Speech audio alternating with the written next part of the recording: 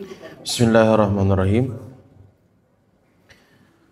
Assalamualaikum warahmatullahi wabarakatuh. Innal hamdalillah nahmaduhu wa nasta'inuhu wa nastaghfiruh wa na'udzu billahi min shururi anfusina wa sayyiati a'malina. Man yahdihillahu fala mudilla lahu wa man yudlil fala hadiyalah.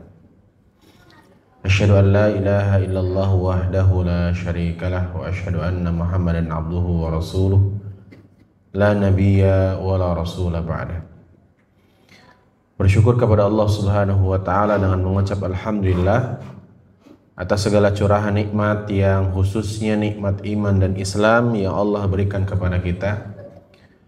Yang karena nikmat iman dan Islam itulah kita bisa diizinkan terpilih dari sekian banyak yang terpilah menghadiri salat subuh berjamaah. Karena kata Nabi, salat yang paling berat dikerjakan oleh orang-orang munafik itu adalah salat subuh. Seandainya mereka orang-orang munafik tahu keutamaan salat subuh, niscaya mereka mau datang ke masjid untuk melaksanakan salat tersebut walaupun dengan harus merangkak. Saking besar keutamaan salat subuh. Bangun di waktu subuh diakui manfaatnya bukan hanya untuk orang-orang beriman. Di luar sana ada 5 AM Club, perkumpulan manusia yang bangun jam 5, Pak. Baru-baru saja itu muncul perkumpulan yang diinisiasi oleh orang-orang barat, yang mana mereka meneliti orang-orang yang bangun lebih awal hidupnya lebih tenang dan bahagia. Islam sudah mengajarkan itu 1400 tahun yang lalu. Bahkan sebelum jam 5 kita sudah bangun. Dan di waktu inilah keberkahan berlimpah ruah. Itulah kenapa Nabi Muhammad SAW mengatakan Allahumma barik ummati fi bukuriha. Ya Allah berkahi umatku di waktu subuhnya, di waktu paginya. Maka alangkah beruntungnya kita yang terpilih mengisi waktu subuh dengan kajian ilmu. Walaupun memang ujiannya luar biasa. Ujian jam segini tuh rentan, betul tidak? Ada jamaah mengikuti kajian tertunduk, memejamkan mata bukan karena ngantuk, lebih karena menghayati materi. Gitu ya. Tidak boleh suudzon jemaah, harus husnudzon. Tetapi hadirnya kita di masjid itu adalah sebuah keberuntungan. Adapun pemahaman terhadap ilmu adalah rezeki dari Allah. Maka untuk ngaji gak mesti paham, Pak. Paham itu rizki. Itulah kenapa setiap kita mencari ilmu, kita berdoa Rabbi zidni ilma warzuqni fahma. Ya Allah tambahkan ilmu dan rizkikan pemahaman. Kenapa kalimatnya rizkikan pemahaman? Karena pemahaman itu rezeki. Kadang kita ngajinya hari ini, pahamnya nanti sebulan 2 bulan yang akan datang. Kadang pahamnya nanti 5 tahun yang akan datang. Oh, saya dulu pernah ngaji di Masjid Ar-Raudhah setahun yang lalu. Oh, ini maksudnya. Maka yang penting hadiri saja dulu. Paham tidak paham, yang penting ikuti. Karena setiap detik kita duduk di majelis ilmu didoakan para malaikat. Doanya ustadz sesoleh apapun dia belum tentu mustajab. Karena setiap ustadz pasti punya dosa. Tapi doanya malaikat jauh lebih berpotensi diijabah karena malaikat tidak punya dosa. Itulah kenapa saya sering sampaikan kepada jamaah yang berpasangan, biasa saja Pak, melihat pasangan kurang baik, melihat pasangan mengecewakan, biasa saja karena pasanganmu manusia. Sebaik apapun Pak Asep pasti ada kekurangannya. Sebaik apapun istrinya juga pasti ada kekurangannya. Maka memaklumi adalah karakter dasar berpasangan Pak. Memaklumi bahwa pasanganku manusia. Sebaik-baik dia pasti ada kurangnya, seburuk-buruk dia pasti ada lebihnya. Makanya kalau ibu-ibu berharap suaminya sempurna, tidak ada kekurangan, menikahlah dengan malaikat Israel sekalian. Itulah kenapa kita harus memahami konteks dasar manusia. Likullin nas khotoya. Setiap manusia pasti punya kekurangan. Makanya ketika kita melihat pasangan ada kekurangan, oh iya dia manusia. Makanya kata Nabi apa? Kalau ada pandanganmu melihat kekurangan, segeralah ingat kebaikan. Karena pasti ada. Dan itu cara untuk mengembalikan suasana batin tetap mencintai pasangan. Bahkan di dalam Islam ada kalimat husnul khatimah. Apa artinya husnul khatimah? Akhir yang baik, Pak. Kita tidak mengenal istilah awal yang baik, walaupun ada, tapi selalunya kita berdoa, ya Allah berikan rezeki husnul khatimah. Karena ternyata sesuatu yang diingat di akhir menentukan kualitas perasaan, Pak. Saya beri contoh. Ini saya ulang-ulang supaya kita praktekkan, karena ilmu yang terbaik adalah ilmu yang dipraktekkan. Ibu-ibu punya suami dengan dua karakter positif dan negatif. Karakter positif suami apa? Bertanggung jawab. Suami ibu-ibu bertanggung jawab. Tetapi karakter negatifnya berantakan. Masak mie semua panci kebalik. Bapak-bapak masak mie pakai panci presto. Jadi ada dua karakter yang dimiliki suami. Yang pertama apa? Bertanggung jawab. Positif tidak? Positif. Yang kedua, karakter yang mungkin dinilai negatif yaitu berantakan. Perhatikan urutannya. Urutan yang kita ingat menentukan kualitas batin, Pak. Contoh, mana yang membuat hati kita lebih tenang? Kalimat yang mana? Kalimat yang pertama, suami saya Ustadz orangnya bertanggung jawab, tapi berantakan banget. Ngambil baju berantakan, apa aja berantakan. Kalimat pertama. Kalimat kedua, Ustadz suami saya tuh berantakan banget orangnya, apa-apa aja berantakan, tapi bertanggung jawab. Mana yang lebih enak didengar? Padahal tidak ada yang beda dari dua kalimat itu, Pak. Hanya susunan saja. Itulah kenapa setiap kita ingat keburukan pasangan, segeralah ingat kebaikannya. Tapi setiap ingat kebaikan, jangan ikuti dengan keburukan. Karena sebanyak apapun kebaikan yang kita ingat, jika pada akhirnya ingat keburukan, semua kebaikan itu terhapus, Pak. Contoh, suami saya setia, bertanggung jawab, mencari nafkah dengan cara yang halal, baik sama anak-anak, tapi berantakan, Pak. Kata berantakan cukup untuk menghapus kenikmatan kata-kata baik sebelumnya. Sebaliknya juga, sebanyak apapun keburukan pasangan, jika ujungnya kebaikan, terhapus juga. Suami saya Ustadz orangnya berantakan, kalau makan berantakan, kalau apa-apa teledor, dititipi beli apa, belinya apa, tapi orangnya setia, nggak pernah ngelirik wanita lain. Enak gak, Pak? Itulah yang disebut wala tansaw fadla bainakum. Ingatlah kelebihan pasanganmu setiap muncul ingatan kekurangannya. Minimal apa kelebihannya suamimu ibu-ibu? Mau menikahi Anda, itu kelebihan yang luar biasa. Betul tidak? Di zaman laki-laki makin sedikit, di zaman laki-laki makin sedikit, perempuan makin banyak, maka Anda bersuami itu prestasi, Bu. Ya, kata Nabi apa? Ciri-ciri kiamat nanti, wahid rajul, satu laki-laki, khamsuna imra'ah, berbanding 50 perempuan. Makanya beruntung Anda sudah punya pasangan. Yang belum, persaingan makin ketat, jemaah. Ya, maka ucapkan alhamdulillah. Dan ayah bunda, abang kakak, jamaah Masjid Ar-Raudhah yang semoga dirahmati oleh Allah Subhanahu wa taala. Saya selalu menyampaikan kajian yang saya korelasikan dengan kebahagiaan. Kenapa? Karena tujuan paling tinggi manusia hidup untuk bahagia. Hanya saja manusia menempuh cara bahagia dengan caranya masing-masing, Pak. Orang yang kita lihat di klub malam joget-joget, ya untuk bahagia versi mereka, betul tidak? Orang yang korupsi mengambil uang rakyat, mereka mau mengendap-endap, ya. Konflik batin, karena setiap manusia pasti punya hati yang berontak ketika dia berbuat tidak baik. Dia melakukan itu karena berpikir dia akan bahagia. Maka semua reasoning, semua alasan manusia bergerak utamanya karena ingin bahagia. Apapun aktivitasnya. Kita mau lembur, Pak, bekerja sampai dini hari, satu tujuannya, supaya hidup bahagia. Oleh karena itu, ada satu hal yang kemudian saya pelajari dan menjadi bahan renungan. Dulu saya mengira jamaah, saya itu bahagia ketika hidup tidak punya masalah. Betul tidak? Ada yang meyakini hal yang sama? Kita bahagia kalau tidak punya masalah.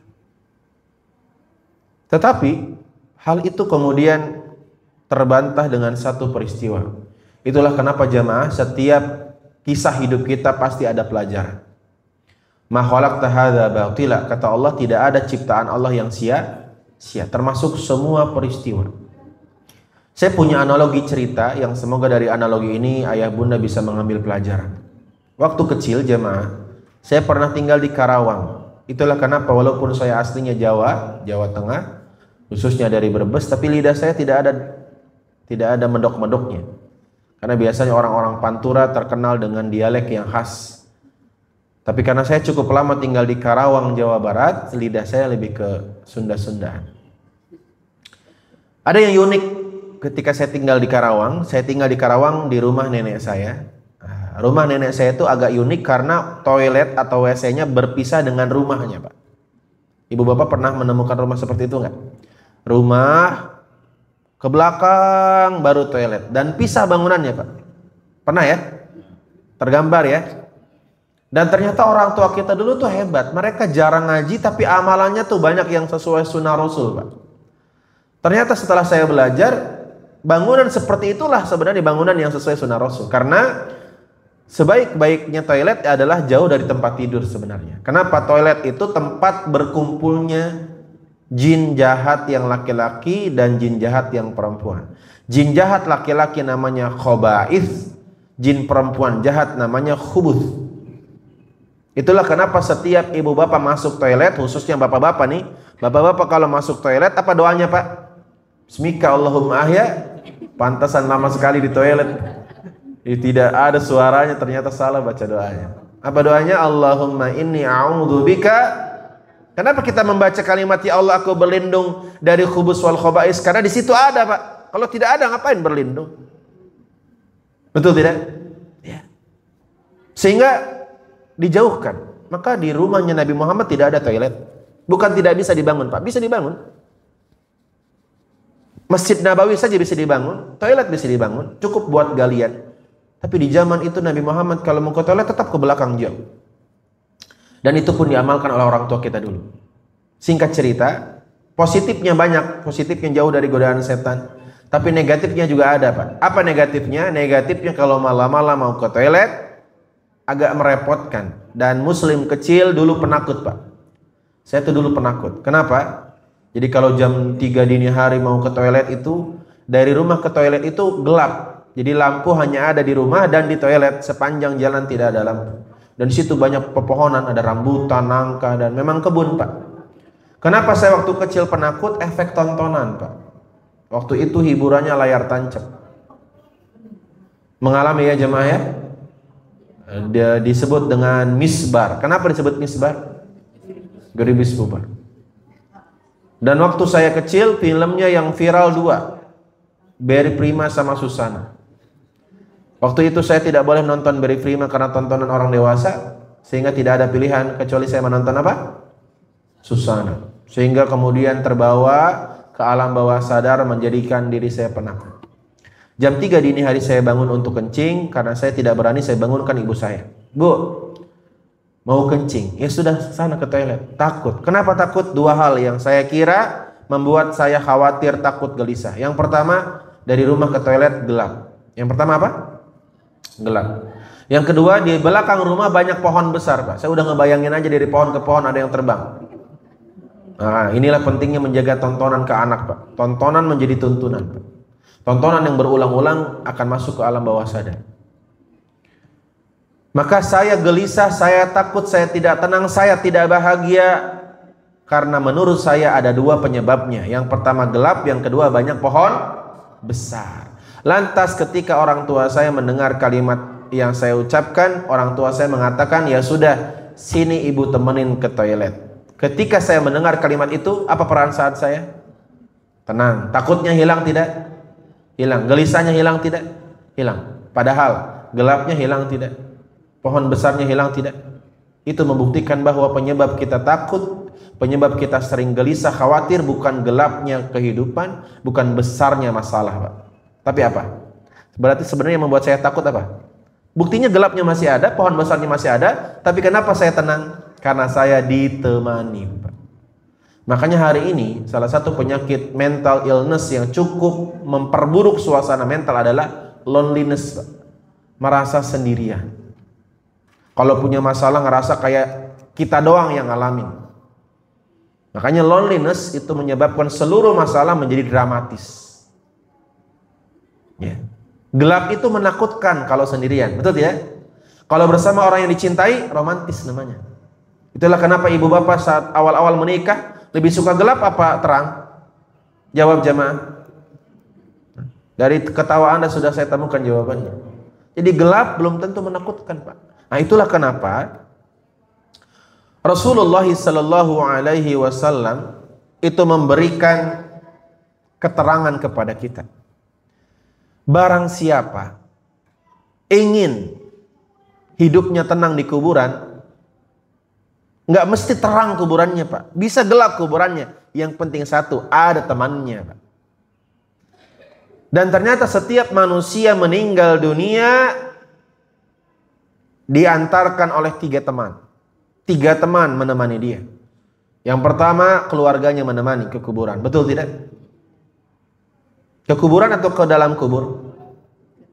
Ibu-ibu sayang tidak sama suami, Bu? Jawabannya meragukan, Ibu. Sayang, Ibu ya?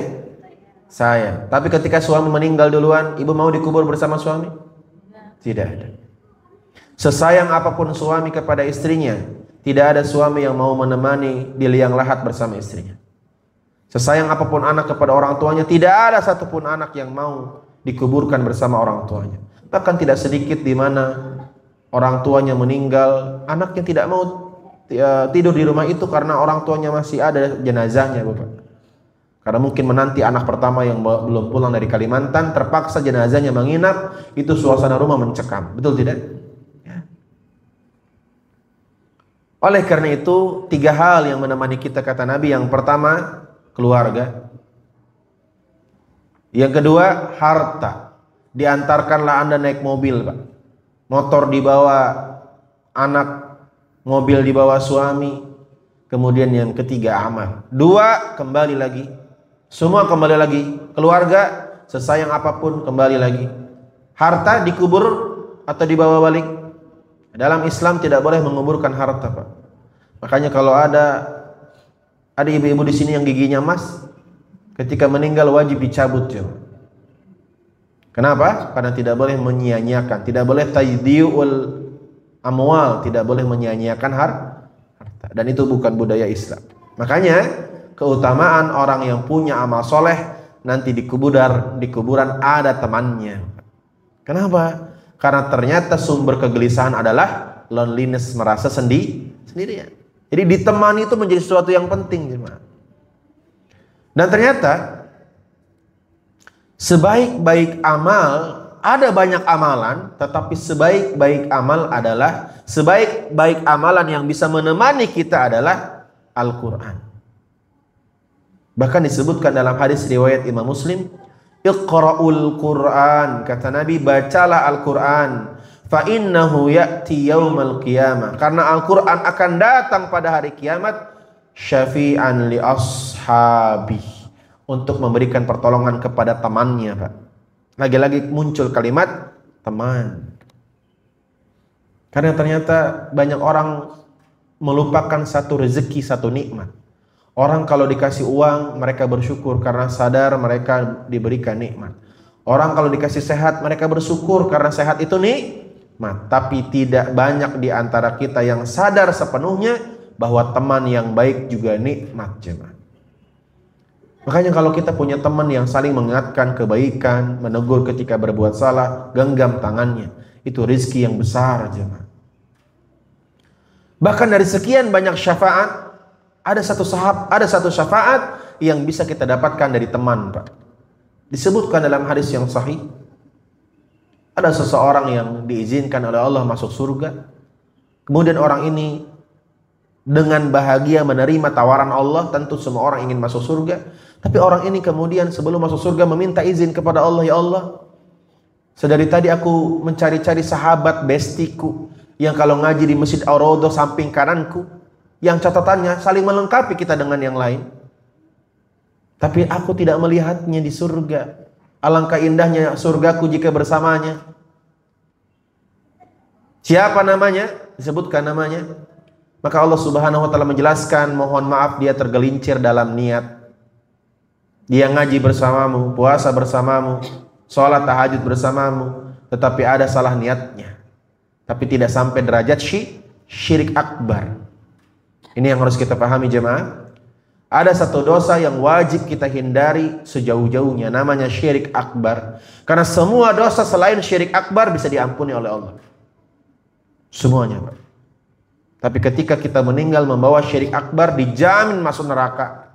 Karena kata Allah Subhanahu wa taala, semua dosa diampuni kecuali dosa kesyirikan. Alhamdulillah sahabatnya ini berbuat dosa, tetapi dosanya dosa bukan dosa syirik akbar. Maka kata Allah Subhanahu wa taala, silakan cari sahabatmu di neraka. Jika dalam hatinya masih ada iman sebesar bidhi dzarrah, aku izinkan kamu membawanya ke surga. Dicari, Pak.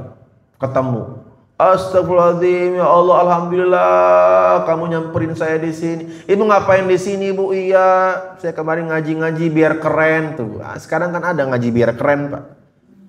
Sekarang tuh ada orang pengajian bukan adu ilmu, adu outfit, Pak. Mungkin kalau di Ar-Raudhah nggak kerasa karena ini kan generasi-generasi 70-an dengan puluhan. Tapi ke beberapa kali saya ngisi pengajian di masjid-masjid besar, Pak, yang hadir. Saya kemarin bertemu dengan rekan-rekan artis yang hijrah. Saya tidak salahkan suasana pengajian yang memang mereka berpakaian layaknya mereka sehari-hari.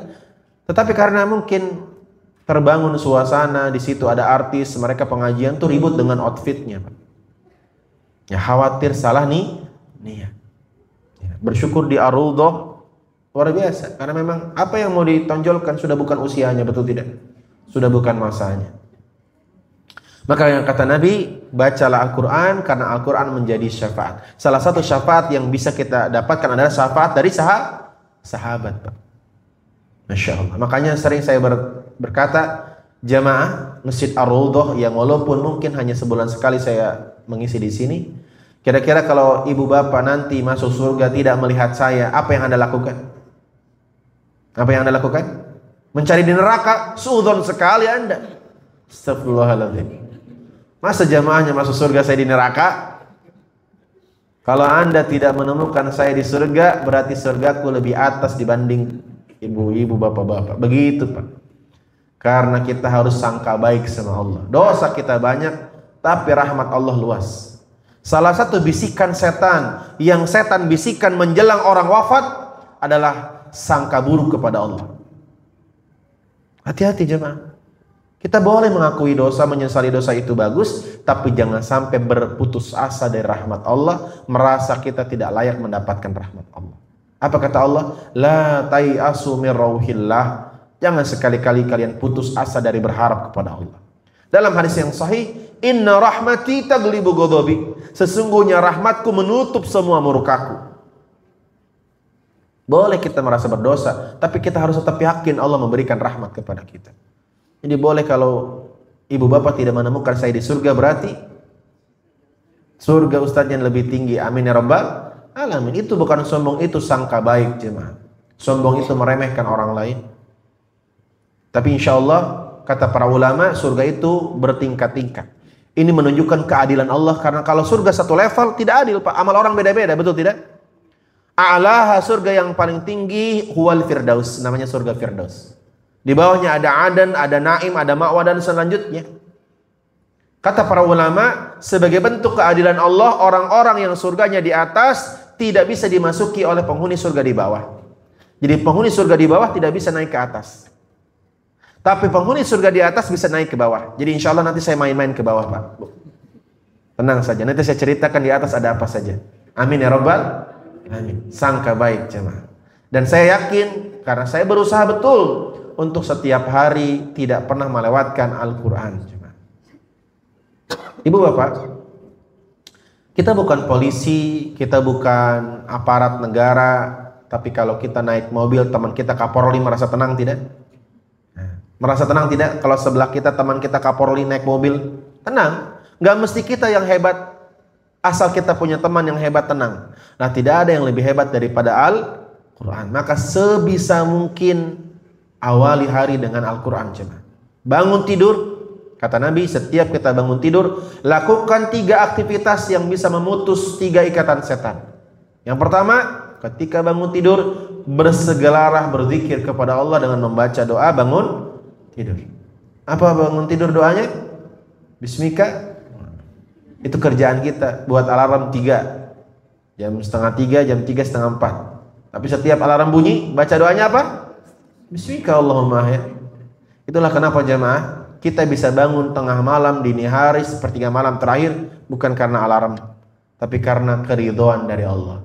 Itulah kenapa orang tua saya, mungkin orang tua kita dulu punya kebiasaan, mereka nggak punya alarm Pak, tapi mereka sebelum tidur berbincang dengan Tuhannya. Ya Allah, izinkan hamba membangun di sepertiga malam terakhir agar hamba bermunajat kepadamu. Tanpa alarm bangun tidak orang tua kita Pak.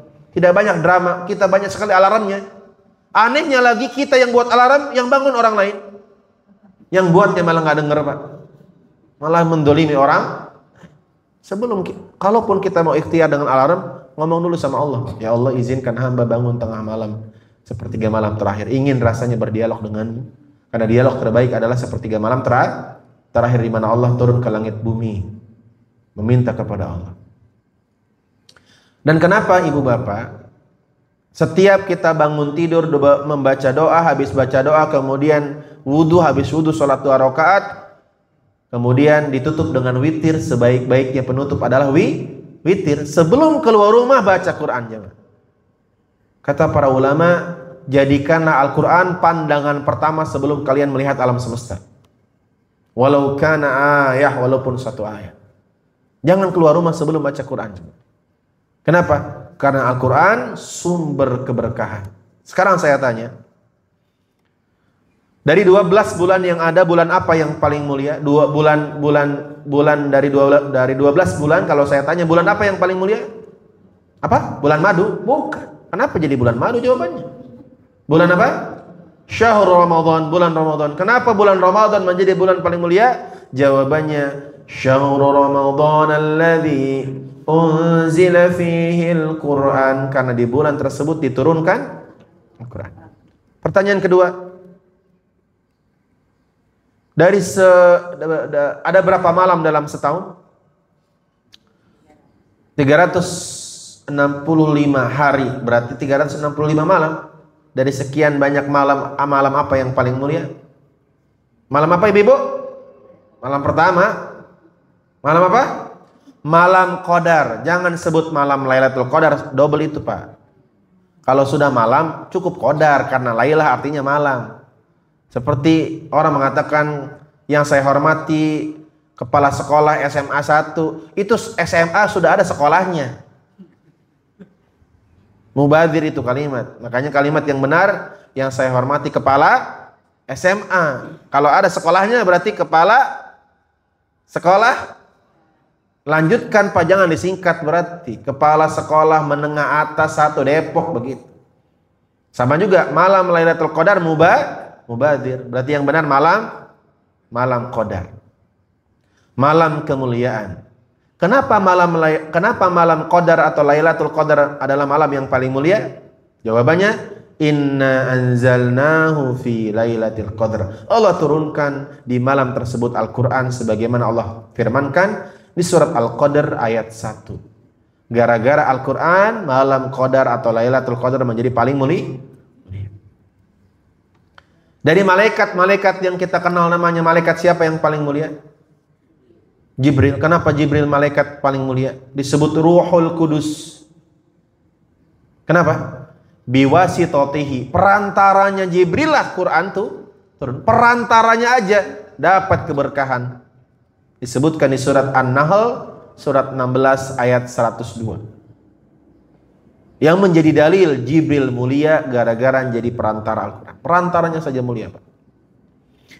Kalau saya tanya dari 25 nabi yang kita kenal namanya, nabi siapa yang paling mulia? Jawabannya Nabi Muhammad. Kenapa? Lagi-lagi disebutkan oleh Allah di surat Ali Imran ayat yang ke-7, surat ketiga, ini salah ketik ya. Surat yang ketiga ayat yang ke-7, Allah Subhanahu wa taala menerangkan bahwa Allah muliakan Nabi Muhammad karena diturunkan Al-Qur'an. Bahkan ibu bapak, Quran yang sering kita baca, berani nggak ibu bapak injek Quran itu? Berani nggak buang ke tong sampah? Padahal sebelum ada ayat Quran itu mereka kertas biasa, betul tidak? Tapi karena ada ayat Quran ditulis di kertas tersebut menjadi mulia. Apa kesimpulannya? Kullu syai' yata'allaqu bil Quran fasara akraman. Apapun yang dekat dengan Al-Quran maka menjadi mulia. Berarti kalau saya tanya rumah apa yang paling mulia? Bukan yang paling megah cuma, tapi rumah yang di dalamnya sering dibaca ayat suci Al-Quran. Makanya kata Nabi apa? Jangan jadikan rumahmu seperti kuburan. Apa ciri-ciri rumah yang seperti kuburan? Tidak pernah didirikan sholat di dalamnya dan tidak pernah dibacakan ayat suci Al-Quran. Itulah kenapa sebaik-baik sholat sunnah di mana? Di rumah. Supaya rumah kita bercahaya dengan sholat. Dan sebaik-baiknya rumah adalah rumah yang sering dibacakan ayat suci Al-Quran. Kita rindu suasana waktu kecil, Pak. Waktu kita kecil antara maghrib dengan isya itu waktu di mana setiap rumah bising, Pak. Bising dengan apa? Dengan sautan ayat suci Quran yang dibacakan oleh keluarga setiap rumah. Sekarang juga bising, Pak. Bising gede-gedean apa? Volume TV. Di zaman kita memang maksiat sedikit gara-gara apa? Sumber kemaksiatannya sedikit, Pak. Kita dulu kalau ibu bapak pernah nggak mengalami yang saya alami, numpang nonton TV pernah? Kenapa? Tidak semua orang punya TV, Pak. Mungkin satu kelurahan hanya satu orang, Pak Lurah yang punya. Sehingga untuk maksiat kita harus jalan kaki jauh. Sekarang kalau ingin maksiat, tidak usah ke rumahnya lurah, tinggal buka handphone, semua ada di situ, Pak. Itulah kenapa mengerikan sekali orang yang waktunya habis dengan sesuatu yang tidak bermanfaat. Kenapa? Karena maksiat itu nggak ujuk-ujuk, Pak. Waktu manusia diisi pasti dengan 3 perkara. Pasti jemaah. Tidak mungkin tidak. Yang pertama apa? Kesia-siaan. Yang kedua, keburukan. Yang ketiga, kebaikan. Maka siapa yang tidak menyibukkan dirinya dengan kebaikan, pasti dia akan menyibukkan waktunya dengan 2 hal. Apa itu? Kesia-siaan dan keburukan. Pasti jemaah. Makanya sekarang saya tanya, ibu bapak, ibu-ibu khususnya, ada yang detik ini sedang gibah? Tidak ada. Kenapa? Karena ngaji. Pengajian membuat ibu bapak tidak sempat bermaksiat. Itulah kenapa kata para ulama mengamalkan 2 ayat terakhir surat Al-Insyirah. Apa 2 ayat terakhir surat Al-Insyirah? Baca coba. 2 ayat terakhir saja, tidak usah dibaca dari awal. Apa? Fa idza faragta fansab wa ila, apa kata Allah? Fa idza faragta, kalau sudah selesai dengan satu aktivitas kebaikan, fansab, segeralah lanjutkan aktivitas yang lain, Pak. Karena kalau kita tidak bersegera, pasti kita mengisi waktu itu dengan kesia-siaan yang itu jadi gerbang keburukan, Pak. Makanya nggak ada orang gibah langsung gibah. Mesti awalnya obrolan yang mubah.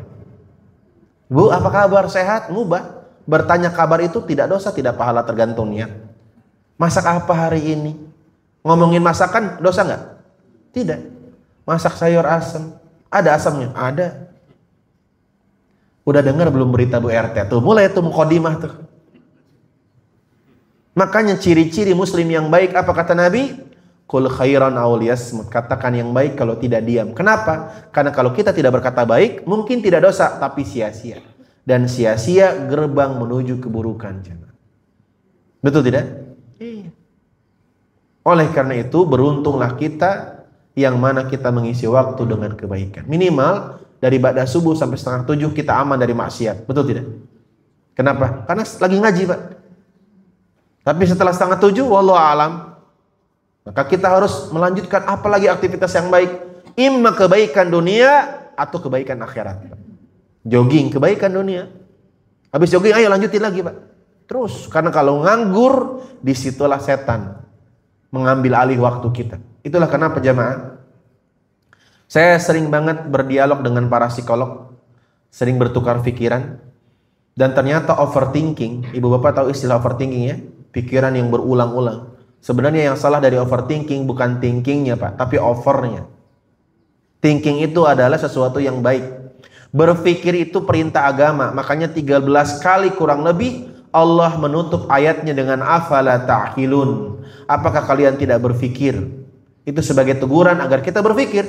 Tapi kenapa overthinking itu jadi salah atau jadi masalah? Karena over. Karena berlebihan. Pikiran yang berulang-ulang dipikirkan di waktu yang sama membuat kita menjadi tidak bahagia. Dan ibu bapak tahu nggak kapan orang overthinking? Saat nganggur, Pak. Saat nggak ngapa-ngapain. Itulah kenapa aktivitas fisik mengurangi overthinking. Jogging, gerak cuma. Iya. Kesimpulannya apa? Al-Quran adalah sumber kemuliaan. Segala sesuatu yang dekat dengan Al-Quran maka dia menjadi mulia. Itulah kenapa pagi hari ini kita akan membahas rahasia di balik nama-nama Al-Quran. Jadi Al-Quran punya banyak nama, tapi pagi hari ini kita akan bahas 4 nama Al-Quran. Jadi Al-Quran itu punya 4 nama minimal. Yang pertama, Al-Quran disebut dengan Ar-Ruh. Apa nama Al-Quran yang pertama? Ar-Ruh. Itu disebutkan oleh Allah di surat Asy-Syura, surat 42 ayat 52.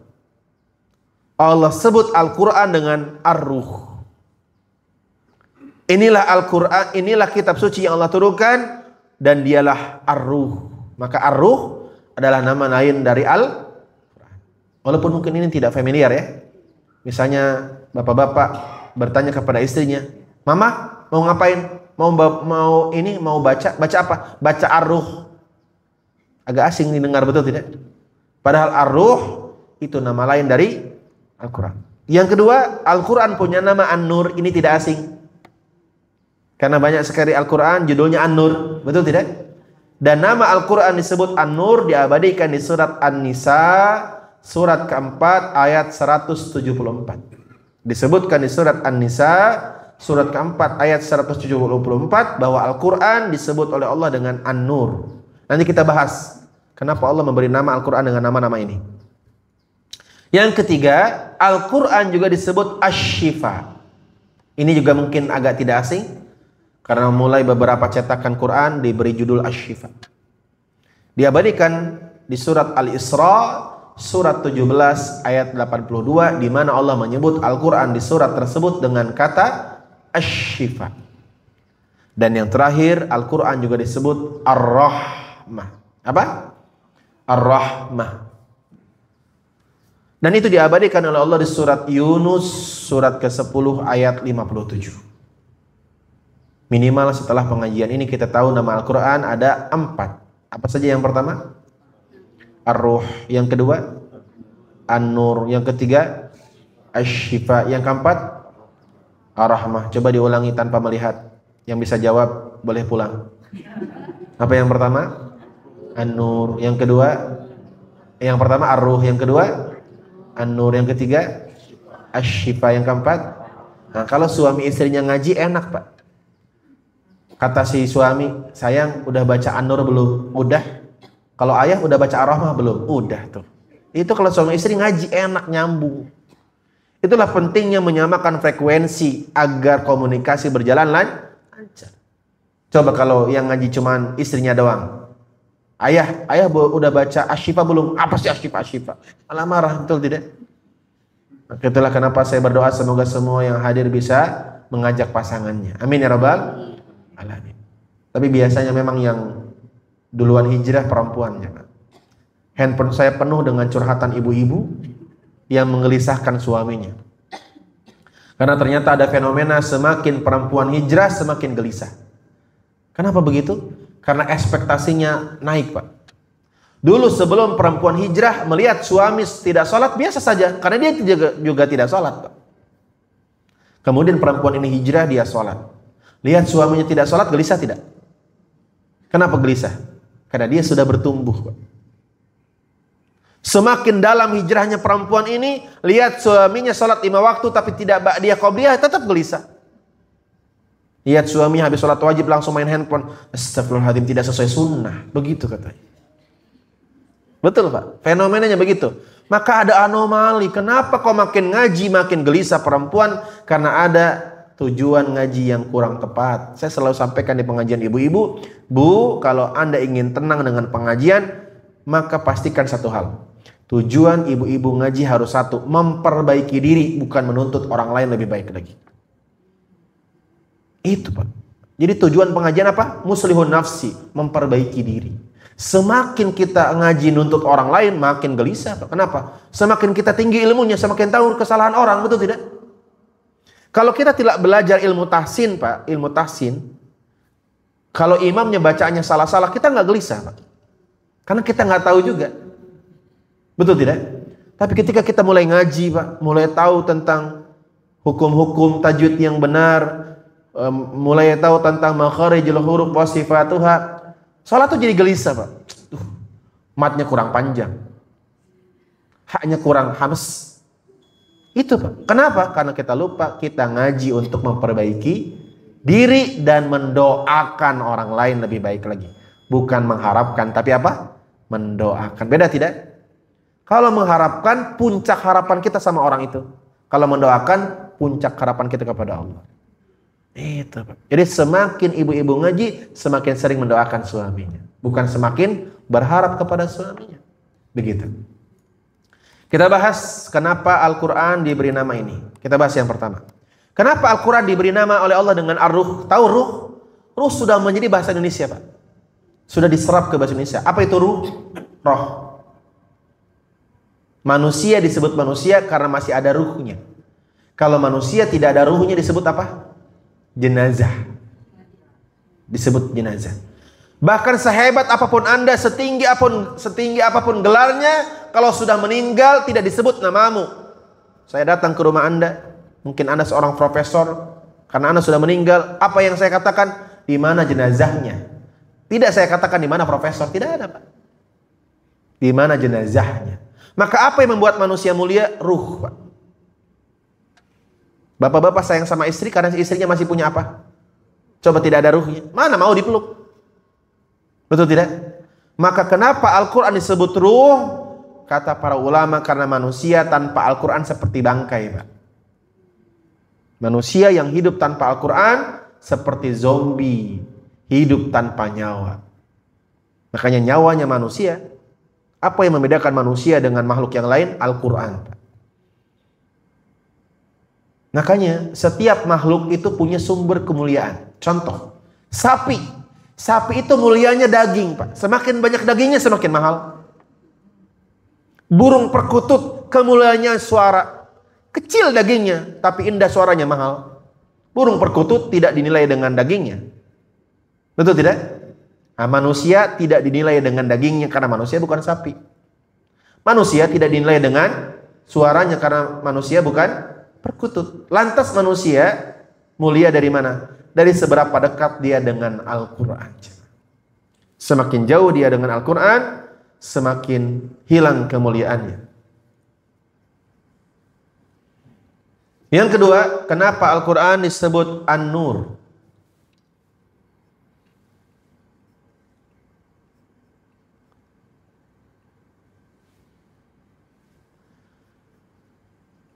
An-Nur artinya apa? Cahaya. Berarti sudah tahu ya? Al-Quran disebut An-Nur karena jika manusia hidup tanpa Al-Quran, maka hidupnya jauh dari cahaya. Kebayang nggak ibu bapak kalau nyari barang dalam keadaan gelap, apa yang terjadi? Kepentok sana, kepentok sini, Pak. Begitulah manusia yang hidup tanpa Al-Quran. Maka Al-Quran disebut An-Nur karena kehidupan manusia hanya akan bisa terang. Terang dari apa? Terang dari melihat yang benar, mana yang salah. Kalau lagi mati lampu kelihatan nggak mana kek, mana kotoran kucing. Nah, itulah kenapa tanpa Al-Quran kita nggak bisa membedakan mana yang hak, mana yang batil. Yang ketiga, kenapa Al-Quran disebut Asy-Syifa? Apa arti Asy-Syifa? Penyembuh, Pak. Asy-Syifa. Kenapa? Karena ternyata salah satu manfaat Al-Quran adalah penyembuh bagi hati yang sedang gelisah. Guru saya menyampaikan, kalau kita hatinya sedang gelisah, coba luangkan 1 jam tanpa gadget, tanpa TV, tanpa aktivitas dunia, hanya untuk membaca Quran 1 jam, Pak. Bedakan rasanya, jemaah. Bahkan kata guru saya, bila fahmin walaupun tidak paham, walaupun tidak paham. Karena bacaannya sudah jadi sumber ketenangan, apalagi pemahamannya. Makanya berinteraksi dengan Quran ada beberapa level. Level yang pertama, level yang paling rendah adalah level qiraah. Level apa? Baca tanpa tahu artinya, berpahala dan menenangkan, Pak. Level yang kedua namanya tilawah. Apa? Tilawah apa? Baca dan paham artinya. Itulah kenapa kalau kita ada acara selanjutnya pembacaan Quran dan sari tilawah. Kenapa ada tilawah? Kenapa ada sari? Mungkin dulu yang baca pertama terjemahannya namanya Mbak Sari mungkin. Jadi tilawah artinya membaca Quran dengan terjemahannya. Qiraah baca Quran tanpa pemahaman, tapi berpahala dan bisa menenangkan. Kalau ingin lebih tenang, naik level dari qiraah ke tilawah, baca Quran dan faham. Ingin lebih tenang lagi, naik level, namanya tadarus. Nah, sering kita dengar ya. Kalau Ramadan apa? Tadarus. Apa tadarus? Membaca Quran beserta terjemahannya dan didiskusikan bersama yang lain. Itu disebut tadarus. Maka tadarus gak bisa sendirian, Pak. Tadarus itu adalah aktivitas jamaah.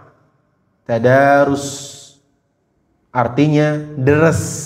Deres itu bahasa Jawa ya. Menghayati Quran bareng-bareng. Jadi tadarus itu gimana? Baca dulu nih, baca terjemahannya, terus misalnya apa pelajaran yang bisa diambil dari ayat itu dan dibimbing oleh seorang ustadz. Disitulah disebut tadarus. Setelah tadarus ada level selanjutnya namanya tadabbur. Apa namanya? Nah, pernah dengar ya? Tadabbur dari kata dubur, Pak. Apa arti dubur? Sesuatu yang ada di belakang. Tadabbur artinya menggali ayat Quran apa saja pelajarannya untuk diamalkan setelah acara itu selesai. Artinya tadabbur artinya mempraktekkan apa-apa yang sudah kita pelajari untuk kehidupan setelah majelis itu selesai. Contoh misalnya kita mentadaburi surat Al-Ikhlas. Selesai acara tadabbur, kita praktek Al-Ikhlas itu di kehidupan sehari-hari. Makanya disebut tadabbur. Kita selama ini levelnya yang mana? Qiraah, tilawah, tadarus, tadabbur. Kebanyakan kita masih dalam qiraah. Dan Anda tahu nggak, Bu? Ironis memang ya. 80% warga Indonesia itu muslim, tapi tingkat qiraah, bacaan Quran kaum muslimin yang benar itu tidak sampai 40%, Pak. Artinya 40% kaum muslimin, 60% kaum muslimin tidak bisa baca Quran dengan baik dan benar. Masalah tidak, Pak? Masalah. Kenapa? Level yang paling rendah saja kita belum mencapai 40%. Kalau tidak percaya, silakan buat penelitian kecil-kecilan di kantor masing-masing, Pak. Silakan cek warga kantor Anda berapa yang bisa baca Quran dengan baik dan benar. Atau mungkin kita buat kuesionernya agak umum. Siapa yang bisa baca Quran tanpa harus tahu baik dan benar? Itu pun tidak semua, Pak. Saya beberapa kali dulu di zaman masih membina lembaga pendidikan Quran, saya pernah punya lembaga kursus Quran. Saya pernah diundang oleh pejabat perhubungan, Pak. Gagah orangnya, gagah ganteng. Ustadz, bisa mampir ke rumah setiap pada subuh hari ini? Saya cek jadwalnya. Waktu itu masih banyak kosongnya, belum terkenal seperti sekarang. Bisa, Pak? Saya datang ke rumahnya membawa segala bentuk buku-buku keren-keren, Pak. Kenapa? Karena orangnya berpendidikan intelektual. Saya bawa buku-buku tentang qiraah, sab'ah, asim, an-nafs dan lain-lain. Pas sampai sana, dia bawa Iqra jilid 1, Pak. Ternyata dia baru belajar dari alif bata saja. Hilang semua wibawa dia depan saya, Pak.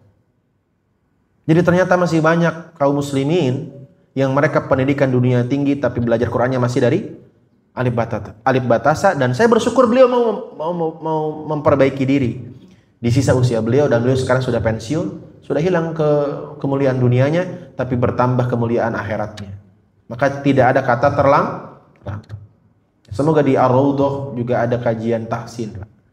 Karena kajian tahsin tidak bisa dibahas seperti ini, Pak. Harus ada halakoh mungkin 2 orang, 3 orang. Dan tidak usah malu. Biasa kenapa ibu-ibu tidak mau hadir? Karena Ustaz kalau ngaji baca Quran bareng-bareng, itu keringat keluar semua, Ustaz. Kenapa? Tegang, khawatir salah. Tidak usah khawatir, pasti salah memang. Itulah kenapa kita harus belajar. Dan sebaik-baiknya tahsin, ibu-ibu dengan ustazah, laki-laki dengan ustaz. Kenapa? Dalam tafsir ada buka mulut. Kalau di depan ustaz, malu-malu ibu-ibu. Betul tidak, Bu? Yang keempat disebut Al-Quran itu, apa yang keempat? Ar-Rahmah. Apa arti Ar-Rahmah? Al-Quran adalah surat cintanya Allah kepada hambanya. Dalam tanda kutip. Jadi Allah mencintai manusia, khususnya umat Nabi Muhammad. Apa bukti Allah mencintai umatnya Nabi Muhammad? Diturunkannya Al-Quran. Maka semua perintah di dalam Al-Quran bukan untuk menyulitkan hidup manusia, tapi untuk menenangkan hidup manusia. Karena Al-Quran turun sebagai bukti cintanya Allah kepada hambanya. Orang tua kalau sayang sama anaknya sebelum anaknya berangkat kerja, kira-kira langsung diizinkan berangkat apa disampaikan nasihat dulu? Apa nasihatnya? Nah, hati-hati ya. Kalau naik motor jangan meleng. Itu kan semuanya aturan kan, rules. Anda sampaikan rules, Anda sampaikan advice, saran, nasihat karena saking apanya? Saking apanya? Begitupun Allah kepada manusia-manusia diizinkan hidup di bumi, Allah turunkan rulesnya ini loh. Karena Allah sayang. Allah nggak ingin Anda terjatuh dalam kemaksiatan, dan kemaksiatan adalah sumber kesengsaraan, Pak. Itulah kenapa kata Nabi, kalau kita nggak tahu ini perbuatan baik atau tidak baik karena belum menemukan dalilnya, betul tidak? Maka kata Nabi, istafti qalbak, mintalah fatwa ke hatimu.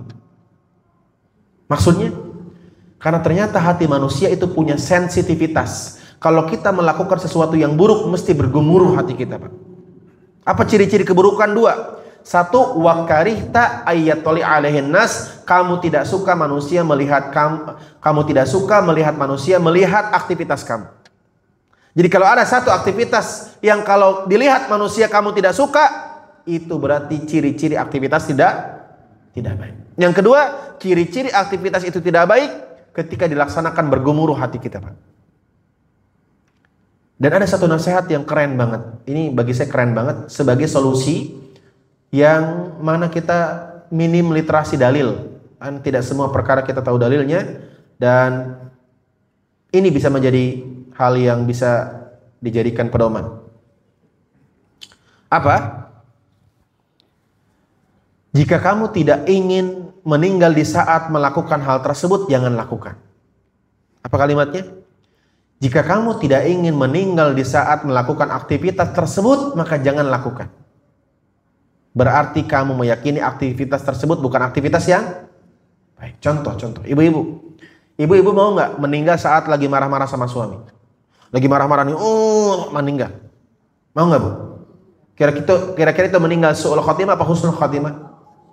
Kalau ibu-ibu tidak mau meninggal saat marah sama suami, jangan lakukan. Jangan, Bu. Kenapa? Karena setiap detik hidup kita berpotensi meninggal dunia.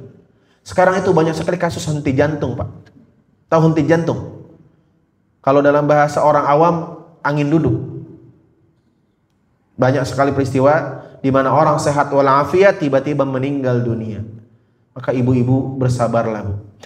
Kalau mau marah, jangan lama-lama. Kenapa? Khawatir di saat marah itu meninggal dunia. Alhamdulillah setelah pengajian di Ar-Raudhah, ibu-ibu jadi sabar. Suaminya heran, Mama kok nggak pernah marah-marah? Takut mati. Betul, Pak. Dan Anda tahu tidak, Bu, kenapa kita penting menjaga aktivitas kita? Innamal a'malu bil khawatim. Taunya biniat doang. Bil khawatim. Innamal a'malu bil khawatim. Kata Nabi, amal manusia tergantung ujungnya, Pak. Jadi kenapa sih kita habis sholat subuh, besok subuh lagi, ini ngaji, minggu depan ngaji lagi, kenapa? Karena belum ketemu ujungnya, jemaah. Itu doang PR kita. Seandainya kita tahu kapan mati, enak sekali. Makanya ada pengalaman yang sangat indah, Pak. Saya dulu jadi dai narapidana. Jadi kami itu para ustadz kadang diminta oleh lapas untuk membina para napi untuk hal keagamaan. Nah, saya dulu mengisi di lapas kelas 2B Kabupaten Brebes. Nah, dai lapas ini punya komunitas, Pak. Namanya dai lapas. Karena kita berbagi kasus kan, karena berceramah di lapas bukan tentang membacakan dalil, Pak, tapi tentang merasakan apa yang mereka rasakan. Maka pertama saya masuk ke lapas, mengerikan juga, Pak. Itu kalau masuk ke lapas minimal melewati 3 pintu, Pak. Pintu gerbang utama diperiksa kita. Pintu kedua diperiksa, baru pintu gembok ke sel. Dan kenapa saya tegang? Karena yang menemani saya sipirnya mana kurus lagi. Tidak meyakinkan sekali, Pak. Ini seandainya napi tersinggung ceramah saya, yang jaga cuma 1 orang ini, Pak. Dan ada 3 gerbang pintu yang harus saya lewati. Awal-awal saya hati-hati betul berbicara, Pak. Bersyukur alhamdulillah lulus, Pak. Napi pada senang karena waktu saya pertama ceramah saya bahas tentang ulat dan kepupu, Pak. Ulat dan kupu-kupu.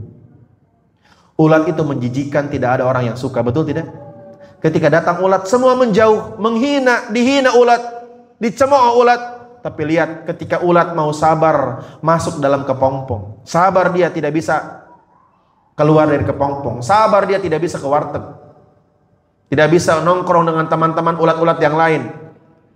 Karena kesabarannya, Allah izinkan dia selesai dari masa kepompongnya, berubah menjadi makhluk yang dicintai manusia, namanya begitulah kawan-kawan di sini. Wah, lulus. Artinya mungkin Anda dikira ulat oleh banyak manusia, betul tidak? Tapi bisa jadi di hadapan Allah Anda lebih mulia dibanding mereka. Karena orang yang merasa berdosa lebih mulia daripada orang yang merasa paling soleh di antara manusia. Wah, lulus Pak. Akhirnya saya diundang rutin. Akhirnya saya dipilih menjadi dai tetap lapas kelas 2B Brebes. Dan di antara para dai di lapas tersebar cerita yang cukup menasional. Itu cerita seorang napi terpidana mati kasus narkoba. Mungkin Anda tahu namanya. Nah, Freddy Budiman.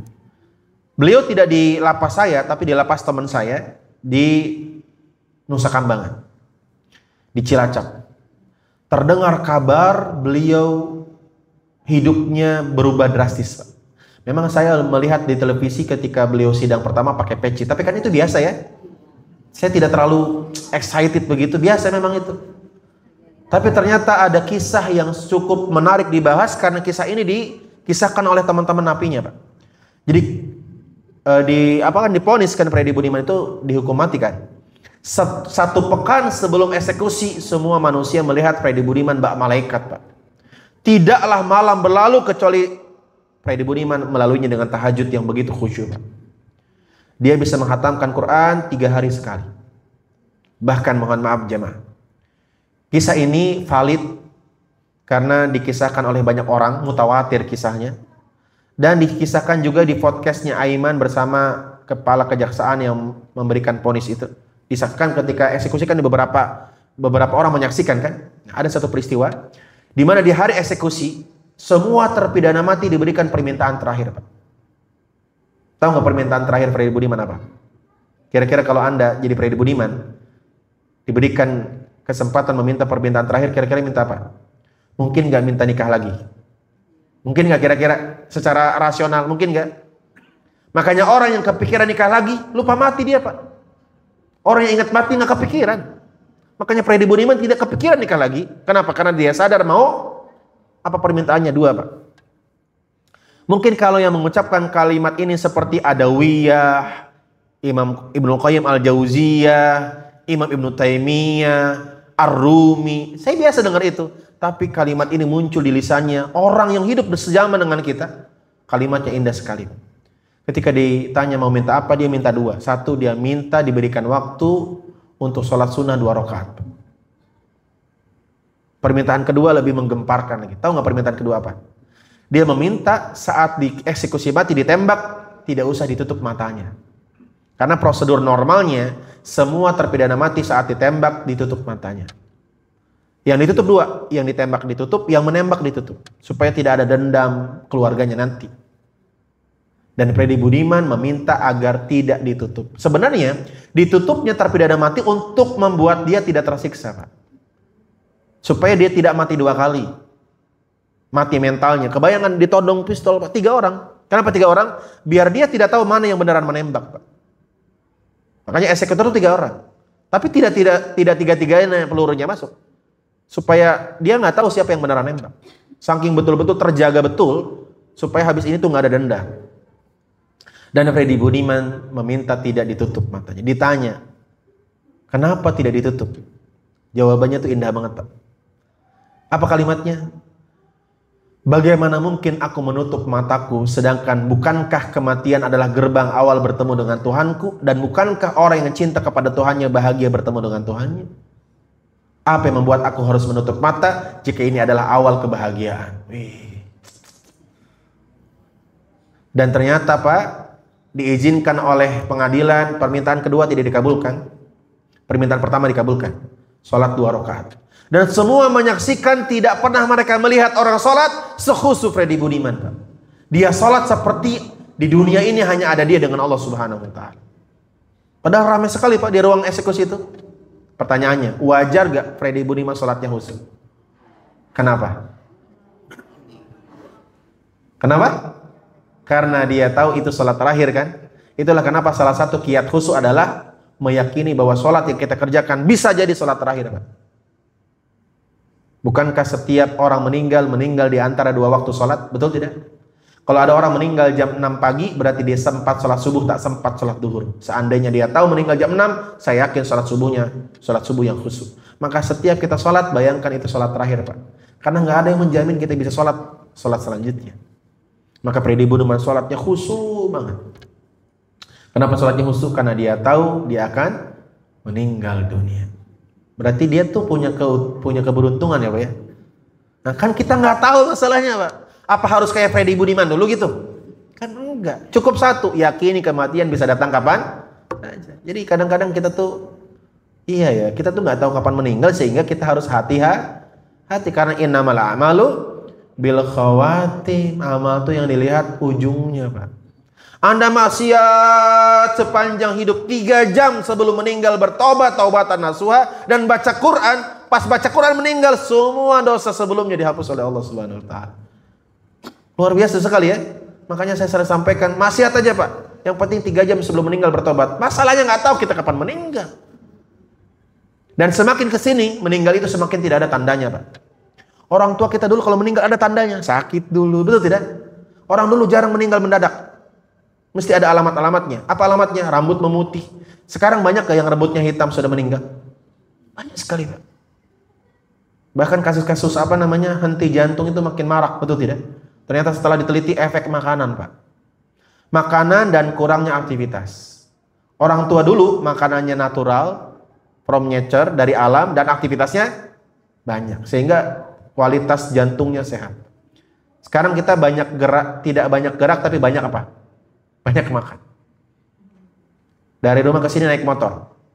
Dari rumah ke kantor naik mobil. Nggak pernah gerak Pak. Cuman pindah pantat dari tempat satu ke tempat yang lain. Dan full AC, betul tidak? Jarang kena matahari. Itulah kenapa orang tua kita dulu sehat-sehat Pak. Bapak-bapak kita dulu tuh kuli-kuli bangunan tuh six pack. Padahal nggak pernah nge-gym, betul tidak? Badannya six pack. Kenapa? Aktivitasnya menyehatkan. Oleh karena itu, inilah 4 nama Al-Quran yang ternyata luar biasa. Al-Quran disebut Ar-Ruh karena manusia tanpa Al-Quran seperti bangkai. Disebut Al-Quran itu An-Nur karena manusia tanpa Al-Quran hidupnya gelap. Al-Quran disebut Asy-Syifa karena Al-Quran adalah sumber penyembuh bagi hati yang gelisah. Al-Quran disebut Ar-Rahmah karena Al-Quran adalah tanda cinta Allah kepada hambanya. Dan kenapa Al-Quran menjadi amalan yang luar biasa jamaah? Karena satu hal sebagai penutup. Kata Allah Subhanahu wa taala di surat Fatir surat 35 ayat 29. Kata Allah Subhanahu wa taala di surat Fatir surat 35 ayat 29, Al-Quran adalah jual beli yang tidak pernah merugi Pak. Makanya kalau Anda ke Baitullah, kadang bingung mau ngapain ya, ibadah mau ngapain ya. Ibadah apa yang harus saya kerjain di sana? Salah satu ibadah yang paling bisa Anda kerjain adalah membaca Al-Quran. Kenapa? Karena membaca Al-Quran itu salahnya berpahala, benarnya mendapatkan kemuliaan. Kata Nabi, barang siapa membaca Quran dan dia terbata-bata, wa huwa yata'ta, baca Quran tapi terbata-bata, maka dia mendapatkan 2 pahala. Barang siapa membaca Quran, pinter bacaannya, benar bacaannya, mahir dia bersama malaikat yang mulia. Para sahabat bertanya, kalau orang baca Quran pinter bersama malaikat kami sudah tahu, wajar. Tapi kenapa baca Quran terbata-bata dapat 2 pahala? Dari mana 2 pahala itu? Yang pertama, ajrun lil qiraah, pahala bacaannya. Yang kedua, ajrun lisyubah, pahala kesusah payahannya. Dan hitungan Al-Quran itu bukan per ayat tapi per kata jemaah. Per apa? Kata Nabi, man qara Al-Quran, siapa yang baca Quran, dia mendapatkan 10 kebaikan setiap huruf. Wala aqulu alif lam mim harfun. Dan kata Nabi, aku tidak katakan alif lam mim 1 huruf, tetapi alif 1 huruf, lam 1 huruf, mim 1 huruf. Jadi kalau ibu bapak lagi sibuk banget, cukup baca alif lam mim, 30 kebaikan jemaah. Sibuk banget, bismillahirrahmanirrahim, berapa huruf? 19, banyak, 19 saudara. Berarti minimal berapa? 190 kebaikan Pak. Lanjut, Inna a'tainakal kautsar. 17 terus lanjut. Satu surat sudah ratusan huruf dikali 10. Itu kalau lancar. Kalau bacanya nggak lancar makin banyak hurufnya kan? Contoh tab makin banyak hurufnya. Karena diulang-ulang, disitulah kata para ulama bertambah pahalanya, Pak. Jadi tidak ada yang rugi dalam aktivitas membaca Al-Quran, benar kemuliaan. Salah-salah asal mau belajar double pahalanya. Itulah kenapa Al-Quran menjadi amalan yang menjadi hal yang paling membuat manusia beruntung.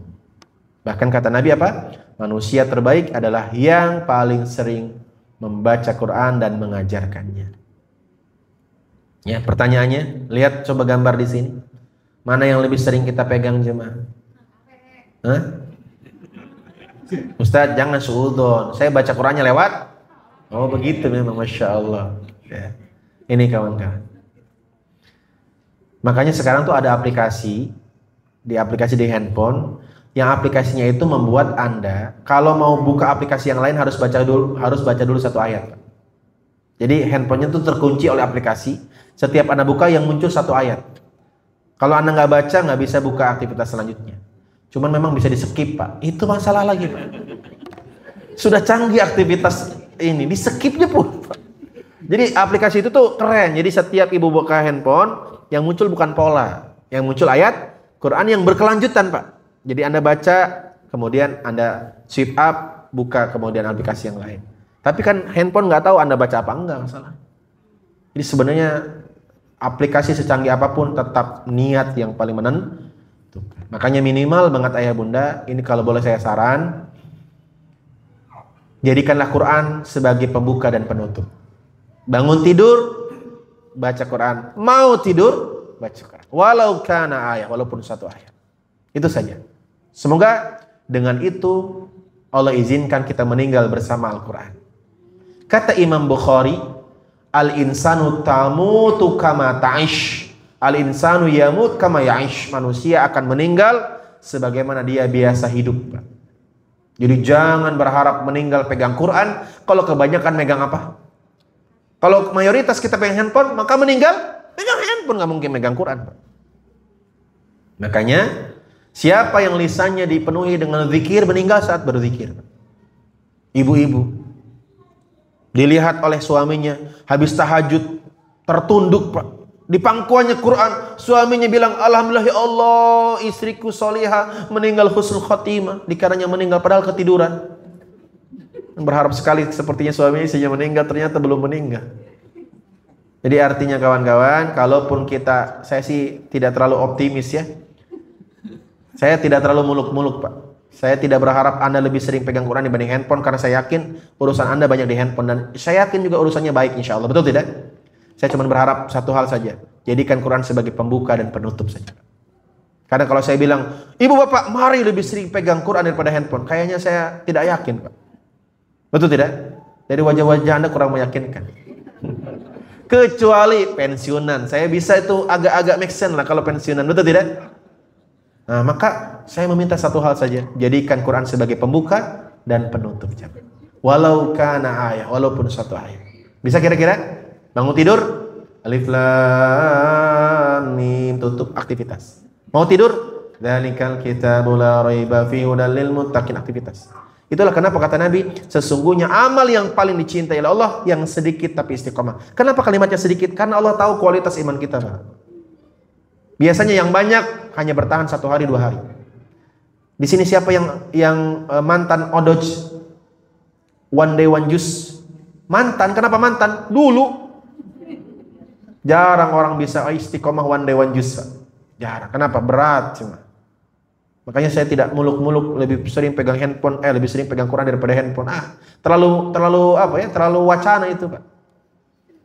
Dan Islam adalah agama yang realistis. Itulah kenapa Nabi mengatakan Allah lebih suka amal yang sedikit tapi istiqomah. Kenapa ada kalimat itu? Realistis, Pak. Sedikit tapi istiqomah. Sedikit 1 ayat tapi rutin, daripada 1 juz liburnya 1 bulan. Jadi paham ya? Jadi apa PR-nya? Bangun tidur yang dicari apa? Ya, jadi sebelum melihat alam semesta nih, lihat Quran dulu. Jadi pas bangun tidur, Kita baca doa, wudu, sholat sunnah 2 rakaat, tutup dengan witir, sebelum sholat subuh ke masjid, baca 1 ayat. Nanti pas mau tidur, baca juga Al-Quran. Semoga itu menjadikan hidup kita saat nanti meninggal dalam keadaan bersama Al-Quran. Makanya ada doa yang mungkin kita harus baca jamaah setiap kita sholat. Apa doanya?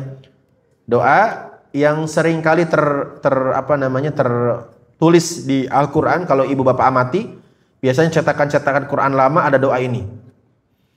Doa khotmil Quran. Tapi sebenarnya ini dibaca boleh kapan aja. Apa? Allahumma rahamna bil Quran. Barang-barang. Waj'alhu lana imaman wa nuran wa hudan wa rahmah. Allahumma dzakkirna minhu ma nasina wa 'allimna minhu ma jahilna warzuqna tilawatahu ana al-laili wa atrafan nahar waj'alhu lana hujjatan ya rabbal alamin. Selipkan doa itu, Pak. Supaya apa? Supaya kita mendapatkan rahmat Allah lewat perantara Al-Quran. Dan doa tadi bukan doa hanya untuk penutup khataman Quran, tidak. Itu doa yang dibaca oleh manusia yang berharap mendapatkan keberkahan Al-Quran. Saya kalau setiap baca doa itu merinding, Pak. Bawaannya sedih karena kita belum maksimal dengan Al-Quran, betul tidak? Ya. Padahal sesibuk-sibuknya kita 1 menit dapat 1 ayat. Makanya kata para ulama, nanti di akhirat semua manusia menyesal, Pak. Semua manusia, yang baik menyesal, yang buruk apalagi. Kenapa? Ketika mereka melihat surga, dan surga manusia salah satunya ditentukan oleh seberapa bagus kualitas bacaannya, Pak. Semakin bagus meningkat surganya, jemaah.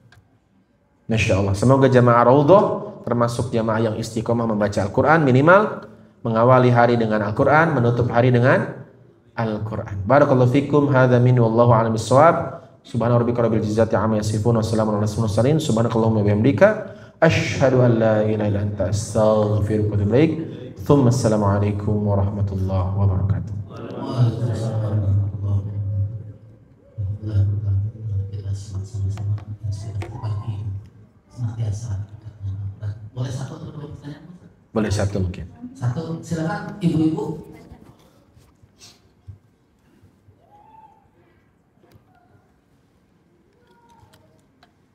Assalamualaikum warahmatullahi wabarakatuh. Waalaikumsalam. Terima kasih untuk kesempatannya. Ustaz, kalau saya mau tanya, bagaimana kalau ada orang yang baru belajar Al-Quran, mereka merangkai huruf-huruf hijaiyah supaya bisa membaca Al-Quran, buku Iqra, terus meninggal dunia, Pak. Bagaimana? Bagaimana Al-Quran? Belum sampai Al-Quran, betul ya? Baik. Terima kasih Bunda, pertanyaannya bagus sekali. Dan ini pertanyaan yang muncul atas dasar kekhawatiran, dan kekhawatiran itu tanda iman, Pak. Hanya orang yang punya iman yang punya khawatir, Pak. Ciri-ciri orang punya iman khawatir. Khawatir bukan tentang perkara dunia, tapi tentang perkara akhirat. Ustaz, ya. Saya hijrah setelah tua. Pas muda saya aktivis saham, main saham, Ustaz. Waktu muda saya aktivitasnya full bekerja, Ustaz. Saya seorang pengusaha yang sarapan di Jakarta, makan siang di Medan, makan malam di Singapura.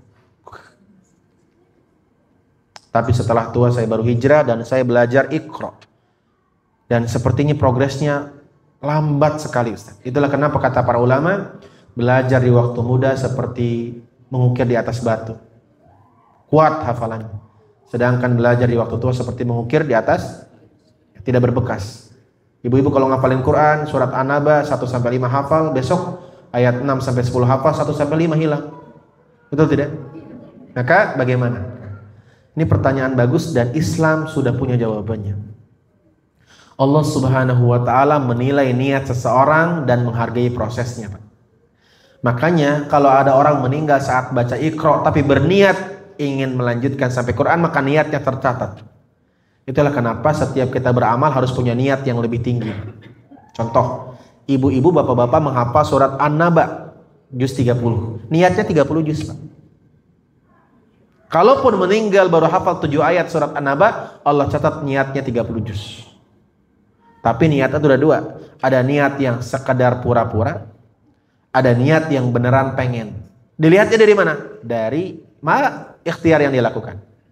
Makanya kalau ada orang yang berhijrah kemudian baru belajar Iqra, mungkin hanya Iqra 1 yang bahkan Iqra 1 itu kosakatanya bukan kosakata Quran karena huruf terpisah, betul? Meninggal apakah dia mendapatkan pahala Al-Quran? Jawabannya ya, kalau dia berniat untuk terus belajar sampai Al-Quran. Karena kata Allah Subhanahu wa taala, kata Nabi Muhammad SAW, manusia mendapatkan pahala dari apa yang dia niatkan. Man hamma bihasanatin falahu hasanah. Siapa yang berniat berbuat baik, maka dia mendapatkan pahalanya. Berarti dia tidak sampai Quran karena dia yang tidak mau, apa karena usianya tak sampai? Ya, ketika dia berniat membaca Quran tapi usianya tak sampai, berarti dia tidak membaca bukan karena pilihannya, tapi karena pilihan Allah. Paham tidak maksud saya?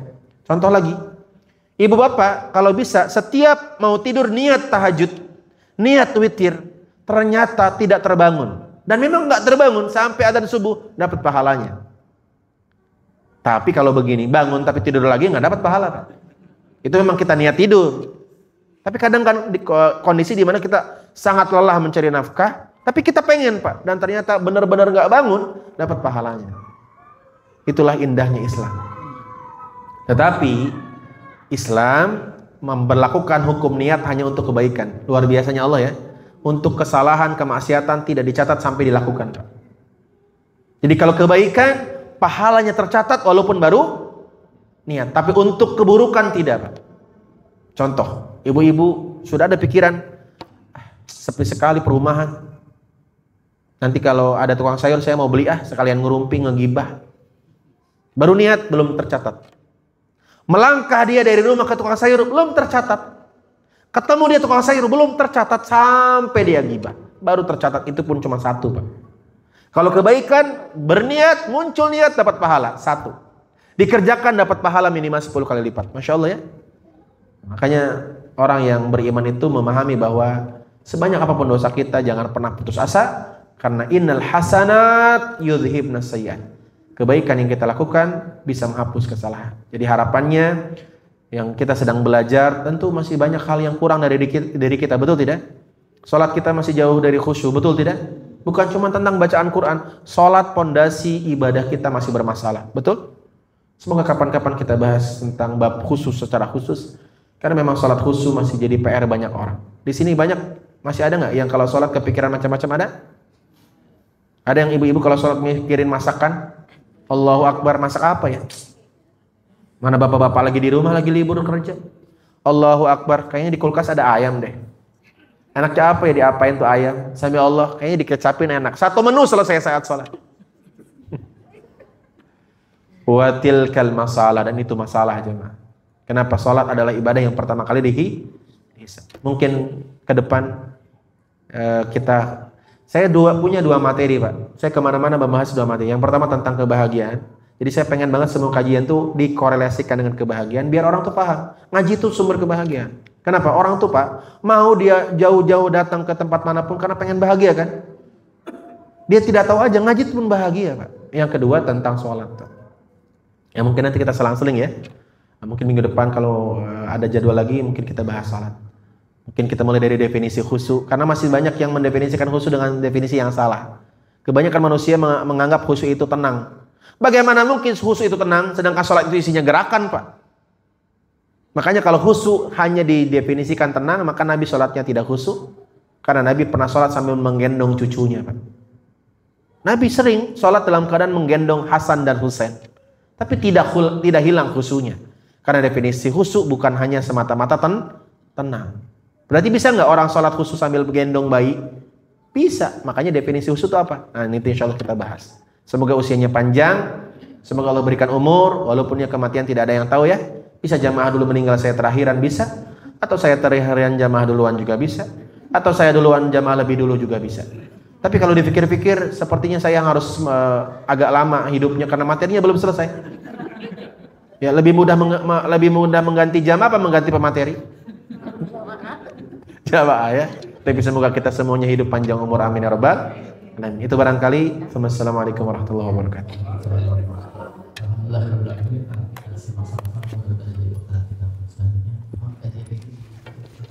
Ya. Baik kawan-kawan, mari kita tutup dengan doa karena kita yakin ada malaikat yang menaungi majelis ini. Semoga doa kita menjadi wasilah Allah kabulkan segala hajat dan keinginan yang terbaik. Alhamdulillahirabbil alamin, hamdan syakirin hamdan na'imin. Hamdan yu'afi ni'amahu wa yukafi mazidah. Ya Allah yang maha menatap setiap hambamu yang hina ini. Wahai Allah yang maha mendengar selembut apapun permintaan hambamu ini. Kami berkumpul di sini bukan karena kami yang paling mulia ya Allah. Kami berkumpul di sini karena Engkau paling tahu kami paling banyak dosanya ya Allah. Maka jadikan setiap kebaikan yang kami lakukan menjadi wasilah Engkau ampuni segala kesalahan ya Allah. Ya Allah, jadikan di sisa usia yang Engkau berikan yang kami tidak tahu kapan ujungnya. Jadikan sisa usia kami sibukkan dengan kebaikan, keberkahan, kebermanfaatan ya Allah. Bimbing lisan kami agar tidak mengatakan kecuali yang baik-baik. Bimbing langkah kami agar melangkah ke tempat yang baik-baik. Bimbing mata kami agar melihat yang baik-baik. Bimbing seluruh anggota tubuh ini agar dimanfaatkan untuk hal yang baik-baik. Karena kami yakini setiap organ tubuh ini akan Engkau mintai pertanggungjawaban. Jadikan setiap yang berpasangan-pasangan sampai surga ya Allah. Jadikan setiap orang tua yang punya anak, jadikan anak-anaknya soleh-solihah, hartanya berkah, siha wal afiyah. Rabbana atina fid dunya hasanah wa fil akhirati hasanah wa qina adzabannar. Allahumma khassatan li ikhwanina fi Filistin, khususnya ya Allah untuk saudara-saudara kami di Palestina ya Allah. Maafkan atas kelemahan kami yang tidak mampu berbuat apa-apa kecuali mendoakan ya Allah. Jadikan ya Allah kesabarannya penggugur dosa yang meninggal syahid di matamu ya Allah. Yang masih bertahan hidup Engkau kuatkan imannya dan hancurkanlah musuh-musuh Islam dan kezaliman. Rabbana atina fid dunya hasanah wa fil akhirati hasanah wa qina adzabannar. Subhana rabbika rabbil izzati amma yasifun. Wassalamun alal mursalin walhamdulillahi rabbil alamin.